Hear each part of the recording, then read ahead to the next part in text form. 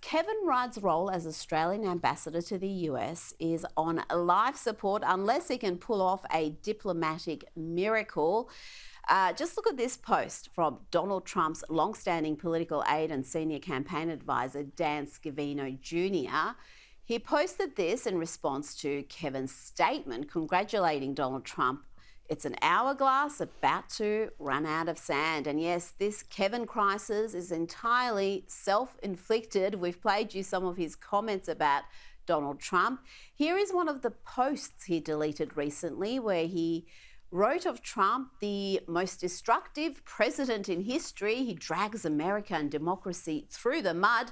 He thrives on fomenting, not healing division. He abuses Christianity, church and the Bible to justify violence.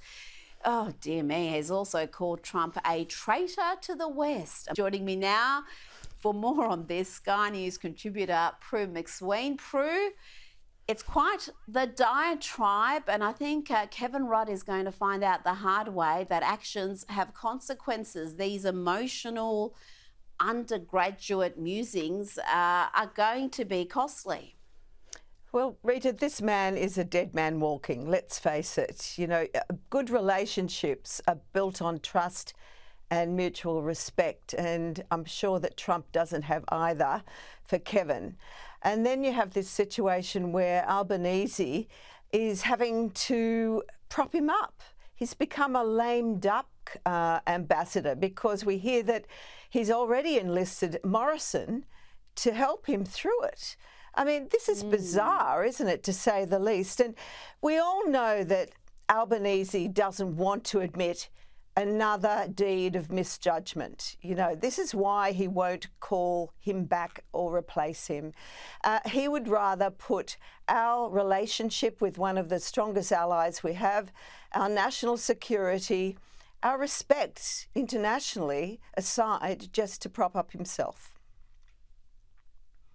Now, Melania Trump has refused to meet with Jill Biden for the traditional First Lady's morning tea at the White House because of that FBI raid on Mar-a-Lago. A source told the New York Post that Melania is still fuming, understandably, I would say.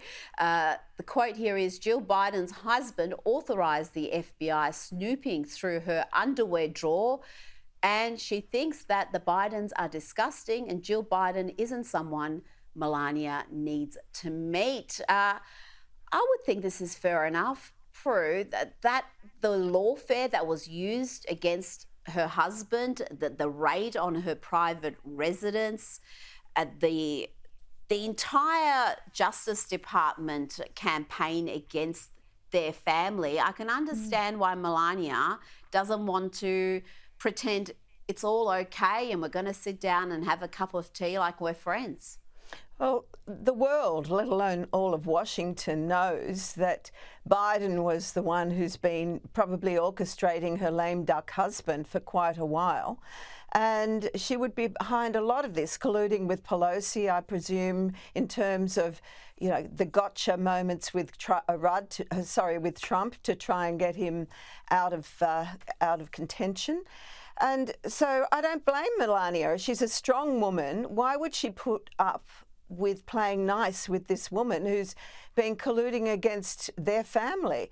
And I was amused to also see that even Kamala didn't shake Jill's hand when they appeared on at some sort of a ceremony just the other day. I mean, people understand that Jill Biden is the force behind her husband and has been probably orchestrating a lot of the decisions that are being made in Washington. So it was a nice tradition when previous First Ladies invited new ones to see the White House. Melania is very familiar with it. She doesn't need to have to, you know, do the right thing and play nicely with this woman, because she never has. Well, yes, they broke every norm in the way they attacked her husband, their family, and the lawfare that I mentioned before. Good on her for being authentic and not pretending things are okay. This story is incredible. This just shows you that cancel culture is not over. Australian singer-songwriter frontwoman of the Jezebels, Hailey Mary, has been cancelled for wearing a MAGA hat.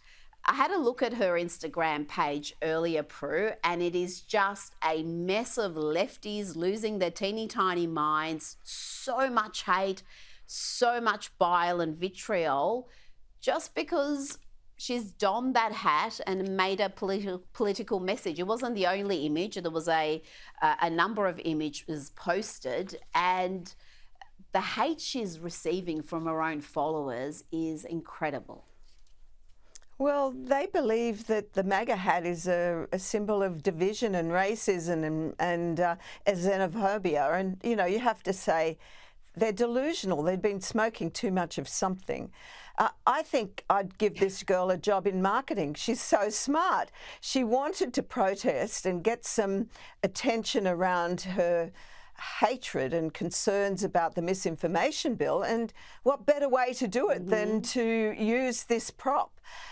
And frankly, I think she's very smart. She's raised her concerns about it, and really, if she's going to be cancelled by these morons, well, it's probably a good thing. It's about time she probably learned a lesson that the people she's been playing with, who are in that pool with her, are not going to ever play nicely and are just, you know, out of touch. And so good on her.